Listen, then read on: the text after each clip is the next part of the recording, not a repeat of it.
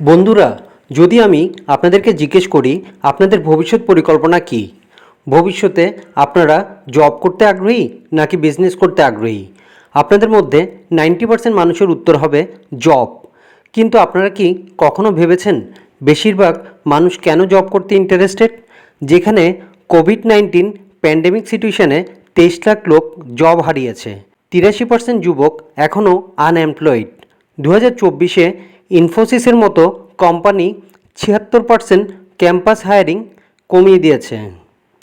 কিন্তু তাও আমাদের লক্ষ্য একটাই, জব করা। ভালো ইনকামের জব করা ব্যক্তিও ভয়ে থাকে কখন জব থেকে স্যাক করে দেয়, জব থাকবে কি থাকবে না। এখন অনেকে আছে যারা বিজনেস করতে চায়, কিন্তু ব্যবসার কথা ভাবতে শুরু করলেই তাদের মনে বিভিন্ন রকমের প্রশ্ন আসে, দুশ্চিন্তা আসে। যেমন, আমি তো কখনো ব্যবসা করিনি, আমি তো ব্যবসা জানি না, আমি তো ব্যবসায়িক পরিবার থেকে আসিনি, কি ব্যবসা করব, টাকা কোথায় পাবো, ব্যাংক লোন নেব যদি ব্যবসা লস হয়ে যায়, লোন যদি শোধ করতে না পারি, যদি ব্যাংক খালি হয়ে যায় তো। এসব চিন্তা করে সে আর কখনোই ব্যবসায় আসতে পারে না। 9টা 5টা জব করতেই সে স্বাচ্ছন্দ্য বোধ করে এবং রিস্ক নিতে চায় না। কিন্তু যদি আপনি জীবনে রিস্ক নিতে চান, পরিশ্রম করতে পারেন এবং 9টা 5টার চিন্তা না করে লেগে থাকতে পারেন, তাহলে ব্যবসা আপনার জন্য। বন্ধুরা, আজকে আমি আপনাদের জন্য এমন একটি ব্যবসা নিয়ে আলোচনা করতে চলেছি যেটা অল্প পুঁজিতে আপনারা শুরু করতে পারবেন। Food related start up. Food মানুষের জীবনে সবচেয়ে বেসিক একটা নিড। এর চাহিদা কোনোদিন শেষ হবে না। যতদিন মানুষ থাকবে ততদিন খাবারের চাহিদা থাকবে। আপনি চাইলে ফুড নিয়ে ব্যবসা করতে পারবেন। এখন আপনার মনে প্রশ্ন আসতে পারে, আমি তো কুকিং জানি না, তাহলে আমি কিভাবে কুকিংয়ের ব্যবসা করব? ভাই, ফুড রিলেটেড স্টার্ট আপে শুধুমাত্র কুকিং ছাড়াও অনেক কিছু আছে। ফুড রিলেটেড স্টার্ট আপের জন্য কুকিং জানা বাধ্যতামূলক না। আমি আপনাদেরকে একটা রিয়েল এক্সাম্পল দিয়ে বোঝাচ্ছি। পুনেতে একজন কৃষক নিজের ক্ষেত নিয়ে, মানে চাষাবাদের জমি নিয়ে অনেক লোকসানে ছিল। এত খারাপ অবস্থা ছিল যে ঋণের বোঝা শোধ করার জন্য তাকে জমি বিক্রি করার মতো অবস্থা হয়ে গেছিল। এমন সময় কৃষকের ছেলে অন্যের জমিতে সজনে উঠানোর কাজে লাগে।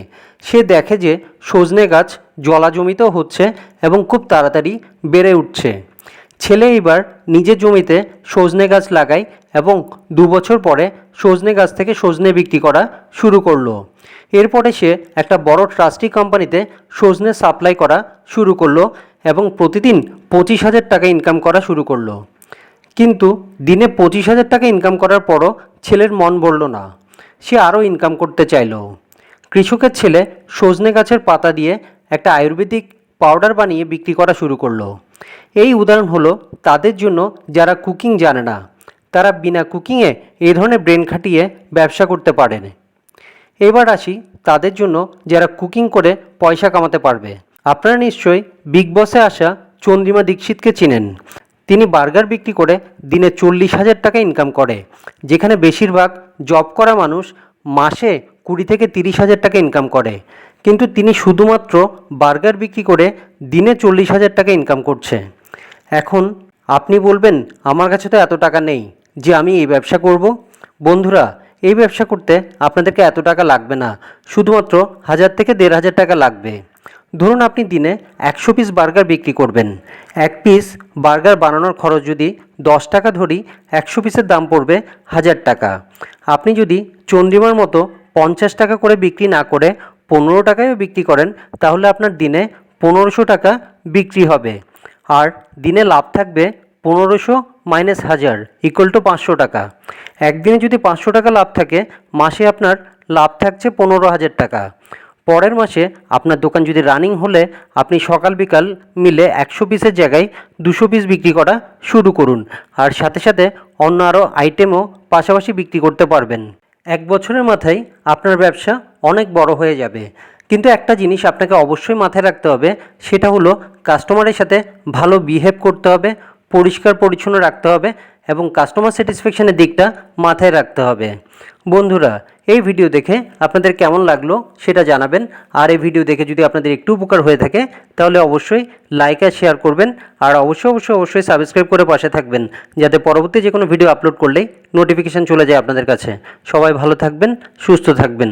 ধন্যবাদ।